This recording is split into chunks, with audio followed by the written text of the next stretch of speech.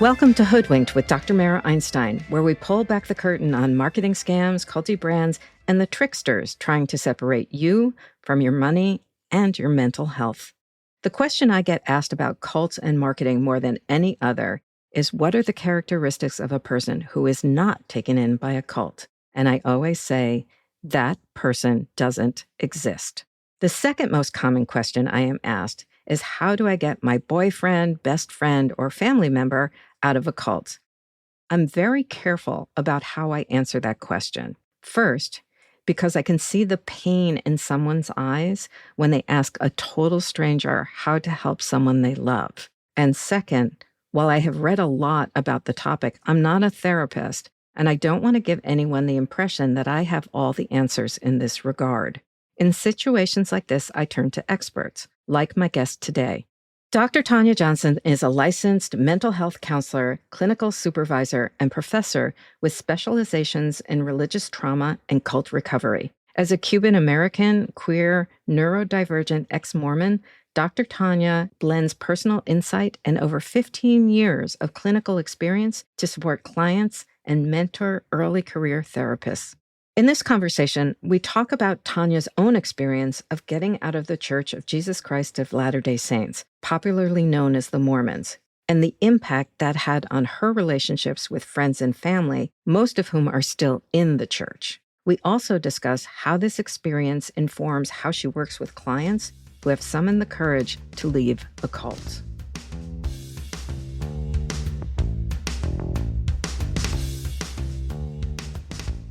I think this is probably the most important episode of the entire series, because this is where we get to talk about, what do you do to get out of a cult? How do you help other people to get out of a cult? And how does all that begin to work together to make us try to talk to each other across the divide? And with that, I welcome Dr. Tanya Johnson. Hi, great to be here. I think what I would really like to do is start with your personal background. So tell me a little bit about that whole situation of growing up within the Mormon church. I was born and raised in Salt Lake City, Utah, which is the headquarters of the Mormon church. It is the culture of Salt Lake City as well, where everybody at school and everybody you interact with, you can assume is also Mormon. And it's very normalized. An unusual piece for me is that my mother is a Cuban immigrant who came to the U.S. in the 60s as a teenager. And she actually joined the Mormon church in New York City when she and her sister encountered some Mormon missionaries.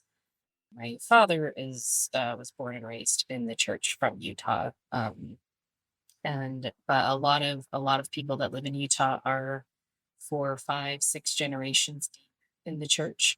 So was your father? Only like 3 generations, yeah. I know a lot of the family history because genealogy is a really big part of Mormonism as well. So I could tell you all about the branches. And there's this like Mormon pride of having been like descended from pioneers, people who walked across the U.S. to get to Salt Lake City. Yeah. So growing up, my family went to church every Sunday. We had a family home evening, which is kind of a family worship practice that you do every week. We would do family prayer together before meals and at bedtime. I was a good kid, and so I loved going to Sunday school, and I would read my Book of Mormon every night. And as a teenager, I had a group of other like devout friends who were also musicians. I was in orchestra and played the viola. My group of friends was like orchestra nerds and band geeks that would go to the Mormon temple on the weekends to do baptisms for the dead, as teenagers do. So wait a minute. Wait. You got to pull back on that one. What is a baptism for the dead? So Mormonism and a lot of other cult-like or high control religions claim to have the singular truth, right? It's a one truth doctrine. So we are correct and everybody else is wrong. Mm-hmm. Because Mormonism was only created in like the 1850s. The temple work is kind of a loophole for dead people to be able to join the Mormon church like posthumously. Oh. That's actually what happens with the temples. Mormons have temples and meeting houses. We go to the meeting houses on Sundays for Sunday worship, but the temples are only for these ceremonies for like marriage and other like ritual stuff for adults, but also to do work for the dead. So baptisms and marriages and all of those rites, all of those rituals need to be done for your ancestors, which is where the genealogy stuff comes in. So people do their genealogy work, find the names of their ancestors, and then go do the baptism and temple work for those ancestors so that they can be Mormons too and be saved in the afterlife, even though they died before Mormonism was created. Wow, that's so fascinating. And so you were doing this as a teenager. Yes, like frequently. You said you were the youngest in your family. Yes, I'm the youngest of three, which is kind of a smaller family for Mormons. I have lots of friends who were like 6 or 8 or 10 kids in their family. So, there came to a time when you decided you were not going to be part of the Mormon church. Talk about what that was like. What were the steps that led up to you deciding that this was not a place that you wanted to be part of anymore? Yeah, it was a long process. Another common thing in Mormon religion is to marry very young. Part of that is the purity culture, don't have sex before marriage. And so then everybody's really sure about who they want to marry when they're like 20. That'll do it. Yeah. Yeah, so I got married when I was 21. It's somebody I'd known for 6 months. That was super normal. So was that arranged? No, we don't practice that. But a quick courtship is very normal. Yeah, so I got married in the temple like I was supposed to, got my special underwear. We were married for about 3 years. I was in graduate school to become a counselor at the time. And my husband, then we're divorced now, but my husband at the time started having doubts in the church. And when he started sharing them with me, at first I went through this period of like doubling down. Like, well, let's go to the temple more and let's study more and let's talk to the bishop and let's do the things that we're supposed to do to like shore up our testimony and be more faithful, right? This also kind of motivated my decision to do my clinical internship year in my master's degree at Brigham Young University in Hawaii.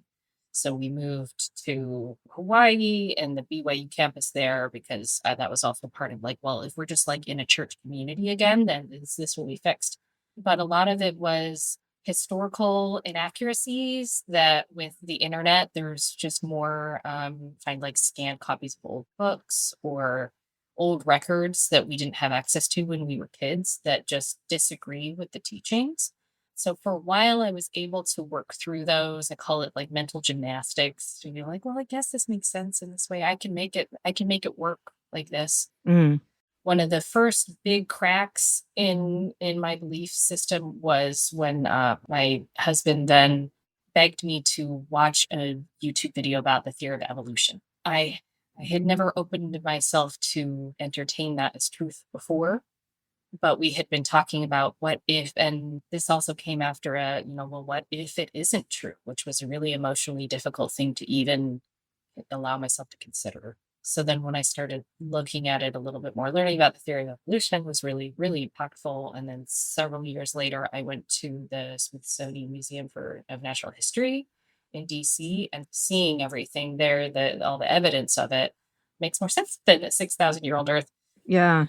I also want to ask you about then, you said you were going to school to be a therapist. And I guess, and this is obviously a wrong impression that I have, and maybe there's a lot of people who are listening have the same impression. We've talked a lot about multi-level marketing and the connection between the Mormon church and multi-level marketing. In particular, as it relates to that a lot of Mormon women are pulled into that because they're looking for a way to make money because they have to stay home and they have to take care of the kids.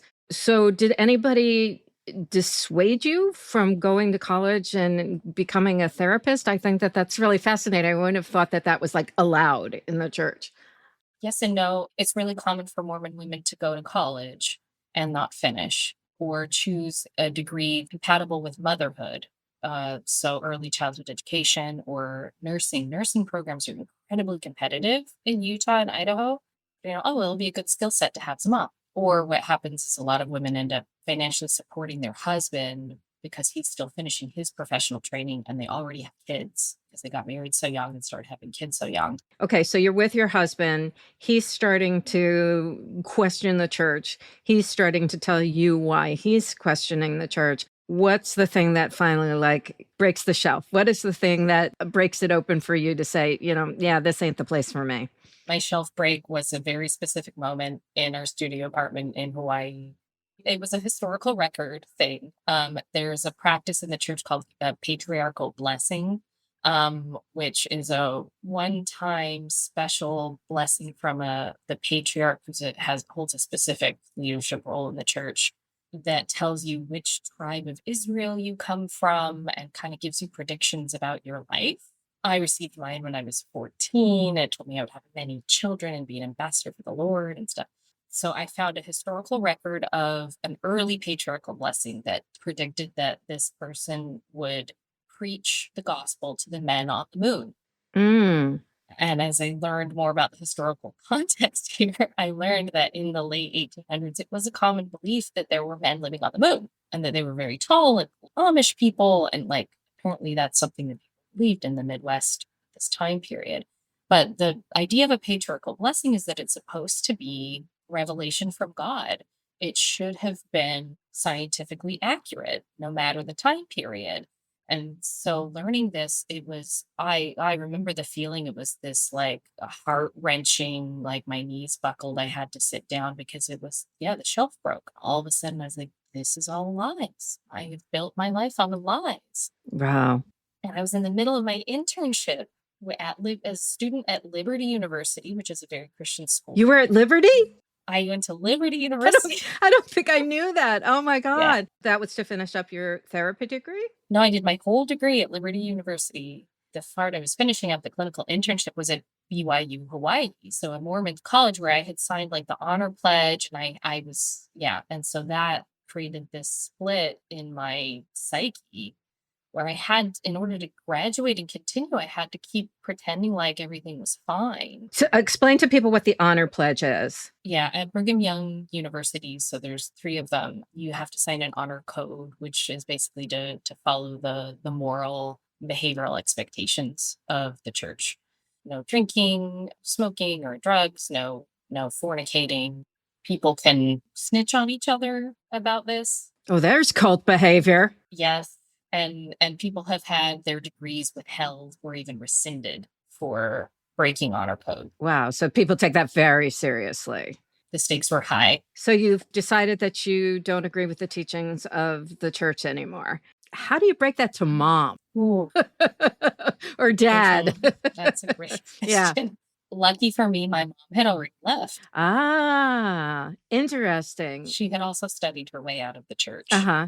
And so telling her was nice because then we could be honest with each other. How much before you had she left? 3 or 4 years.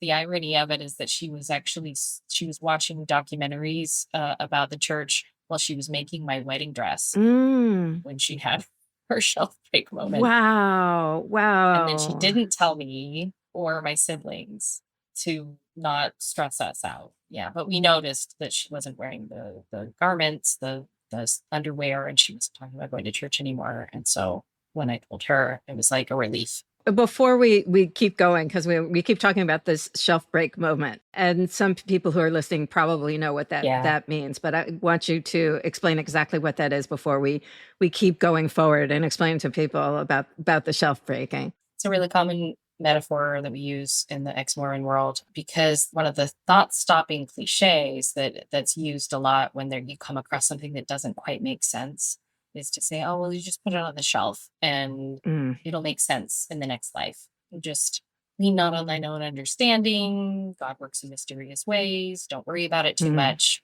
It's okay if it doesn't make sense. But you put so many things on the shelf, deny your feelings and your discomfort with things that until one moment you learn something or you experience something that it all just crashes down and suddenly you can't justify it anymore and you can't ignore it anymore. I compare it to like learning that Santa isn't real. You can't just like force it back. Belief is not really a choice. You can't choose to believe it. It feels more like an epiphany, a discovery, and there's no lying to yourself about it. Dig into that a little bit more for me. So what do you mean when you say belief is not a choice? Our existential beliefs, what we believe about the nature of this world, the nature of human beings, our role in the world. Everybody needs an existential story. I think that's the purpose of religion. It's a necessary goal for humans, but so we all grow up with some kind of story.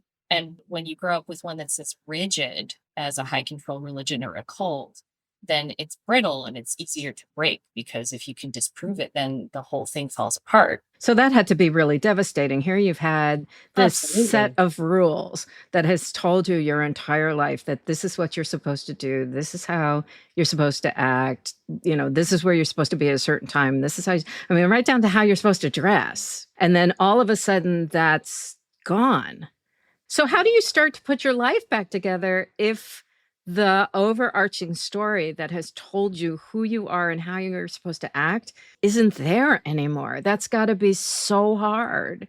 Yeah, it's very disorienting. It's like a death and a divorce all at the same time, because suddenly you lose this connection to community. I kept trying to go back to church, but it didn't feel the same anymore. I didn't have the same emotional connection and like sense of shared reality with people. Mm. And I couldn't talk about it with these people. Um, so luckily, like my now ex-husband and I, we were able to talk, since I was able to talk about it with him, that was helpful. I also leaned onto like online support. There was this website forum for people leaving Mormonism that was helpful.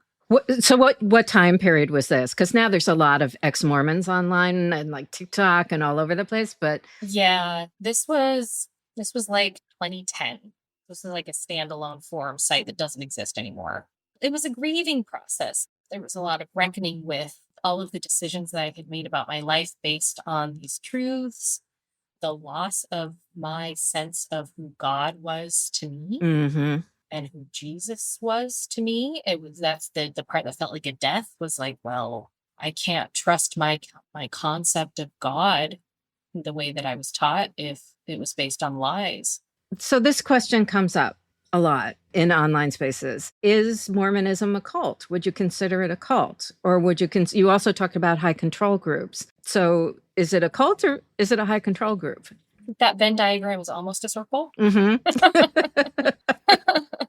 There are obviously more extreme cults, right? Mormonism doesn't tell you where to live, is one of the only things. People do talk about going to Utah as the ideal. Utah is considered a chosen place, but it's fine to not live in Utah. It's not like a requirement for your salvation. But there it has a lot of cult features. It's usually the way that I talk about it, because yeah, it's how you dress, how you act. Like there's so many behavior restrictions, thought control patterns, emotion control, very very black and white, us versus them. I use the term high control religion mostly to refer to groups that say we have the truth and everyone else is wrong. So you have lived with what you are trying to help people deal with in your practice, which is to help people to leave high control groups. If somebody comes to you and they say, Dr. Johnson, I know I've been with this group. I understand that I want to try and break away. What are the elements that I need to understand to know that I was in a cult or a high control group? I usually refer to like Dr. Stephen Hassan's work on cults. The bite model is a helpful thing to understand. I call it the location of authority. That's not a term I've heard of. It's my term. That's why. Ultimately, the person who has the final say about what is right about your life and how you make decisions, is that internal? Do I get to make that choice? Or is that external? Is there an external authority that I'm expected to obey, Okay. even if I don't want to? Mm-hmm. Mm-hmm. So that's the location of authority issue. So you also talked about telling people how to dress, telling people where to live, though Mormonism doesn't necessarily do that, providing an overall worldview. Charismatic leader, is that always necessary? Mormonism is an interesting case in that one, because it definitely started with the charismatic leader, but then they have the succession of charismatic leaders. There does need to be that external authority. There needs to be someone, maybe I'm sure it could work like as a committee, but or as the mythos of an organization that has the final say on what is correct and not correct. Because you need to have that black and white thinking. Things are either wrong or right, and there's no gray area, no nuance. And I guess it's also very different because based on what you were saying before about how people enter the church, and by and large, people enter the church because they've been born into the belief system. So I have to ask, do those Mormon missions work? They work in places where people are vulnerable to joining something like that. So mostly places with a lot of poverty or a lot of unrest is Mormonism offers community and support. And they are really good at that recruitment process where there's the love bombing at the beginning. You're welcome here. Everybody's so nice. And then they give you a job that keeps you showing up every week. Ah, okay. The Mormon Church even has an internal social services system. They produce and distribute food for people who are hungry. They have missionaries often proselytize by doing service. They'll come and say, "Can we help you with anything?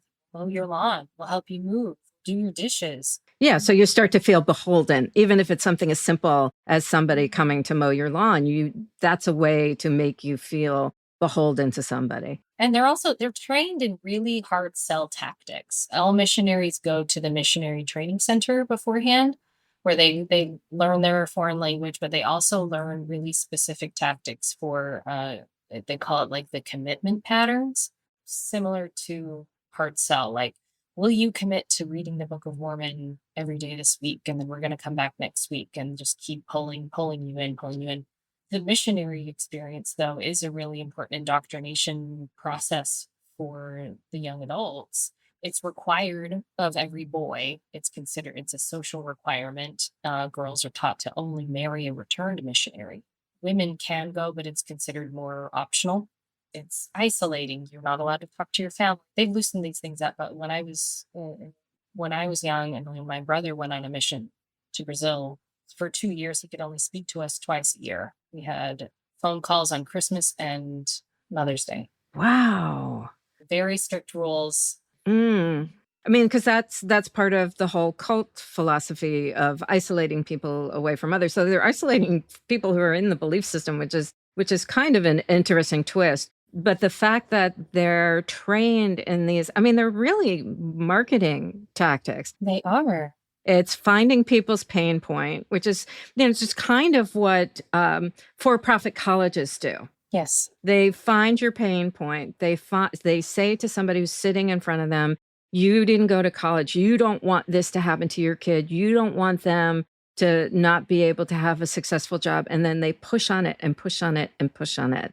And you see this in other, high control groups or cults as well. They say things like, "If you think this is really important, you'll find the money to pay for this class." Mormonism is very similar with like tithing. If you have enough faith to pay your tithing 10% of your income, even before you pay your rent, then the rest of the money will show up.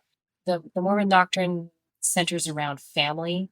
That's the purpose of the temple ceremonies, is that you're sealed to your family for eternity. So if you want to have an eternal family, if you want to be with your family in the next life, then you need to follow all these rules. Okay, so then how did you get from, okay, you've left the faith and now you've finally established your own practice, and the practice from the beginning, were you doing work in terms of trying to help other people to leave high control groups? Did that come right away? No, definitely not. Yeah, when I graduated from my master's degree, I actually worked in patient psychiatric hospitals for a few years until I did my supervised hours toward my full license. And then my private practice at the beginning, I was working with teens mostly.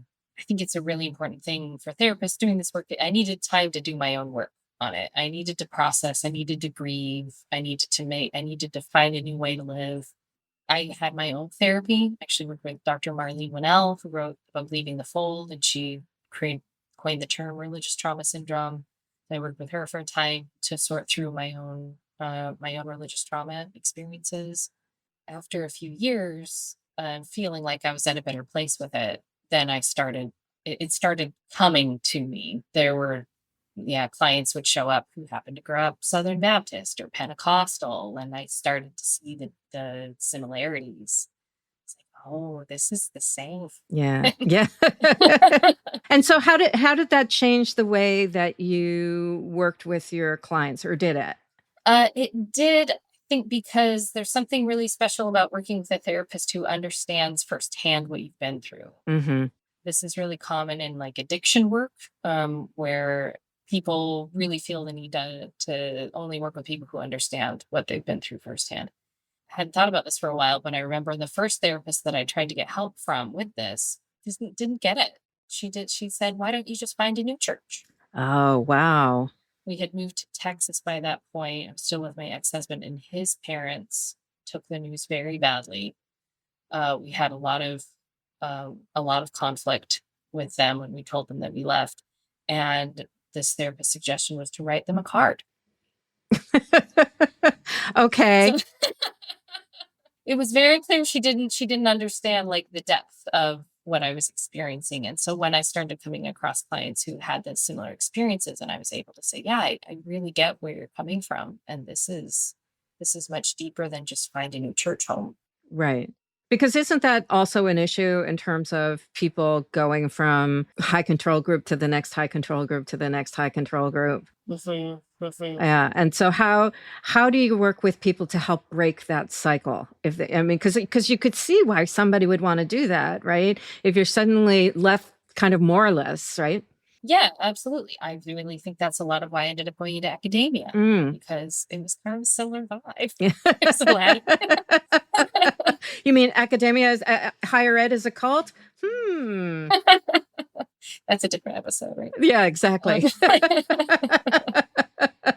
Yeah, because it feels the same. So a lot of people leave and they go into like military or medical school or the corporate world, like something that has a similar external authority to obey and have a progression to work toward. So how do you begin to work with people to help extricate them from a high control group or a cult? I mostly work with people who have already had their shelf break moment. And so then it's really about reckoning with what your life is based on the truth claims that you believed at the time. It's especially difficult for people who are later in life, 40s or 50s, who have built an entire life and are committed to something that they no longer believe in. A lot of it is it's holding space for the grieving process. Um, People need to feel sad. There's a strong period of anger that needs to be expressed, which is really important because most of these groups tell you not to feel anger. That's part of the emotional repression. So finding healthy ways to express that anger. And then one pitfall that a lot of people fall into at this point is that in their anger expression, they might like start a YouTube channel or a podcast or something. And then they're kind of camped out in the anger stage. And then this creates this bizarro world effect where people become their identity, instead of being Mormon, for example, becomes being ex-Mormon. And so I try to help people work through that anger, not get stuck in it, and be able to do the identity exploration that they didn't get a chance to do. Hmm. Because that's a really strong feature of high control religions and cults, is that normal adolescent and early adulthood development is stunted Hmm. when you can't do sexual exploration, when it's not okay to be gay or queer or trans in any way. You don't get to choose what you wear. Then you don't get to figure out who you are. So often that's a lot of the work, is to like, okay, so let's do that now, and get a lot of like teenage self-exploration experiences in your 30s and 40s, which can be fun. Sure, why not? Okay, so then what happens if you're working with somebody who hasn't had their shelf break moment? They know something's not right, but they haven't had their shelf break moment. So, or somebody has a family member who's in a cult that they would like to help get them out. And I know like deprogramming is not a thing anymore. How do you help the people, the parents and the families with somebody who is in one of these kinds of groups? That's a good question. It's really hard because it just takes a lot of patience. You can't force it. The nature of cult indoctrination creates this closed logic loop. You can't really penetrate when somebody's just caught in it, because there's the thought stopping cliches that just shut down thinking. Critical thinking is not allowed when there's that obedience to external authority that often comes with a lot of different ways people are taught to ignore their gut, ignore their intuition. And that's also why it's really common that people are overworked and have sleep deprivation and strict diet control because it's wearing them down so that they can't think very clearly. So the best way to try to get in there is to just ask questions instead of trying to argue or give evidence like, well, what about this and this? Then just ask them, so what do you think about that? Why did this happen like this? To explain to me this particular thing, help me understand it, and get them talking about it more and more. Then you could point out, well, but you said this, but then this, and those things don't go together, or that doesn't quite make sense. Why? Mm. Then you might be able to find like a crack in the shelf there. And then just maintaining relationships, right? Because fighting against the isolation is a really, really important piece to just maintain contact and have that patience so that when they do have a moment of clarity, they have somebody that they could talk to that isn't going to just double down. Like, well, just have faith, or just, just works if you work it. Like it just, Because what's really interesting about what's happening now is people are talking about MAGA quiet quitting. Some of what I have said is I understand that people are angry. I'm angry. I'm furious about what's going on in our country right now. On the other hand, what I also know is that people that are leaving these groups have a tremendous amount of shame because they have pushed all of their friends and family away from them and have done it for really long periods of time, so that when it becomes a situation where they say the shelf does break and they have that moment of clarity and they're like, holy crud, look at what I did. Look at what I did to my life. Look at what I did to my friends. Look at what I did to my family. And suddenly they have nowhere to turn because the only place they've been able to turn for years probably is that group. The only way they could have a place to go is if you have been open with them, if you have given them that space to be able to talk. yeah. And without judgment, that moment, nobody needs an I told you so. Right. Because that's a really common misconception of vulnerability to cults. People think that you only fall for that if you're not smart or, or really gullible. But it's about vulnerability. It's the pain points thing. And that's why, yeah, understanding the intersection of marketing is such a great angle. Yeah, that's really what we've been talking about too in this series, is a point that I've really been wanting to get across, is that people that have been pulled into these cults are smart. These are smart men and women who've been pulled into these spaces. I mean, it's a question that I get almost every time I give a talk about this topic, which is, what are the characteristics of people who don't get pulled into cults? And I say, there is no such person. Going to say someone who has maybe a really cushy life, but even then, no, everybody has vulnerabilities because it's about relationship, it's about emotion, it's about purpose and meaning, human needs, universal human needs. I know you're interested in writing a book for other therapists to help them to work with people who are in the same sort of situation. So what are the key things that you think that someone who is a therapist who wants to move into this space, because there's a lot of need for therapists in this space, what are the characteristics they need and what sort of things do they need to know in order to be able to help their patients? The understanding of how cults work and how religions work as a social structure is really important, to be able to understand the difference between a church that it's fine to just leave and find a different one if you want to versus a higher control religion. And then the lived experience of it, everything that I've been talking about, how deep of a grief it is. I think a lot of therapists that want to do this work are like me and they've had their own lived experience. And so I think it's important to have done your own work with that so that you're coming from a healed place. It's important to understand the wide range of experiences and how long the recovery process can take. And another really important piece is that when someone is used to relating to and obeying and following an external authority, their impulse is going to be to do that to you as a therapist. Ah, that's fascinating. Yeah.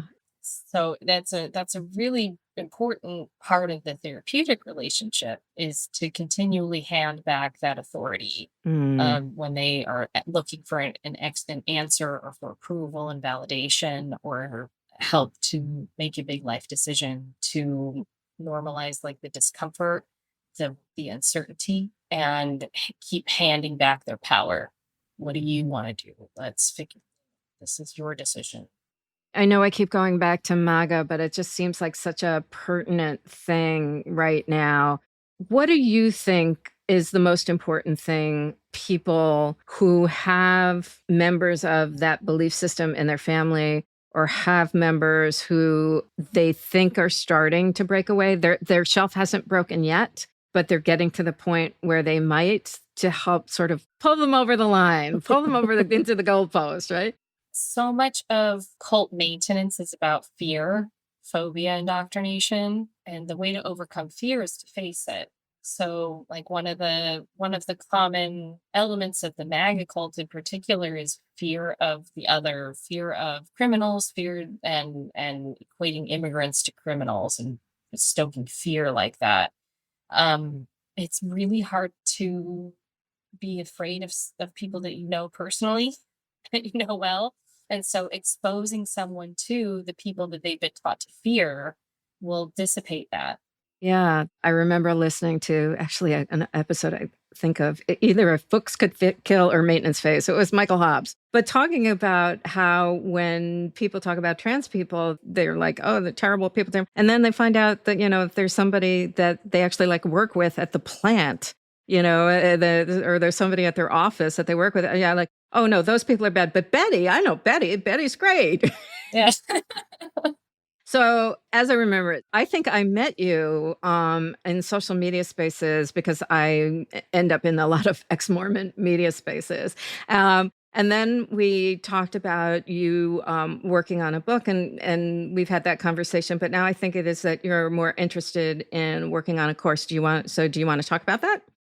There's so little education for therapists to do this work that I wanted to create a course to teach therapists how to work with religious trauma and cult recovery and spiritual abuse. So I'm developing a continuing education course now for psychotherapists to learn about what we talked about, the structure of religion and its purpose to meet human needs for meaning and purpose and community, and how to work with people who have left high control religions to help them find themselves, do the identity exploration work they need to do, and reclaim their own authority over their lives, which will help them not fall into a similar cult organization. Yeah, so we're planning to start it in February 2026. Ooh, soon.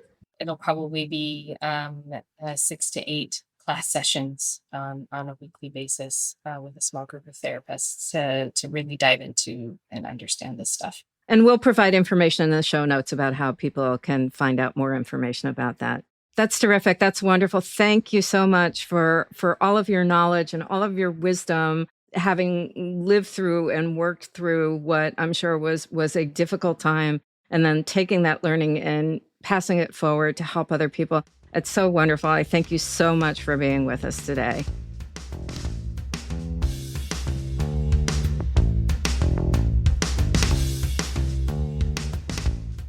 Because we are all human with needs and frailties and vulnerabilities, we are all of us susceptible to cults.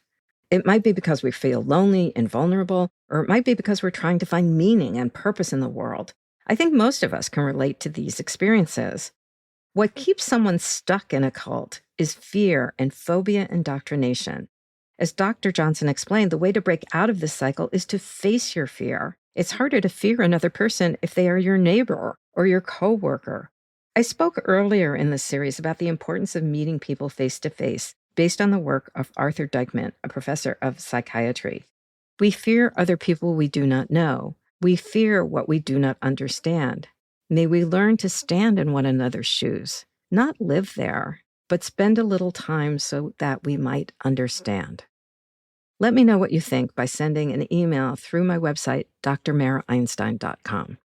This is our last episode of the season, and I thank you so much for joining us. I created this podcast to help you understand where marketing and cults collide. And as I said in episode 3, it's time to be aware of the patterns and take back your agency. It is my dearest wish that I have helped you do that. In future seasons, we will dive more deeply into the world of marketers so you can understand how they think of you. I am currently working on a book about the cult of thin, and there will surely be a series about that. What hoodwink do you want to learn more about? Leave a comment or send me an email. And while you're waiting for another season, you can read about deceptive marketing tactics and more on my website. There you can sign up for my monthly newsletter, or you can subscribe to my Substack, Marketing Straight Talk. Subscribe to Hoodwinked with Dr. Mara Einstein on your favorite podcast apps so you don't miss the next series. You can find me, Dr. Mara Einstein, on TikTok, Instagram, YouTube, and Threads at Dr. Mara Einstein. You can pick up a copy of my book, Hoodwinked, How Marketers Use the Same Tactics as Cults, and please do, wherever you buy books. Hoodwinked is produced by Multitude. Our lead producer and editor is Bren Frederick. Thanks to Kayla Einstein for our cover art and Mark Langer for our theme music.